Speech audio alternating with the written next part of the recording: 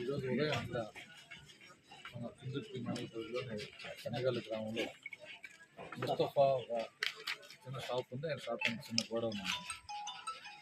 రెగ్యులర్గా ఇక్కడ బిజినెస్ చేసుకుంటూ ఉంటాం. లోపల బిజినెస్ తగ్గట్టుగా గ్యాస్ ఇప్పుడు కామన్గా ఉన్న గ్యాస్ సిలిండర్ ఒకటి బ్యాక్ సైడ్ పెట్టుకోవాలి. 2 గ్యాస్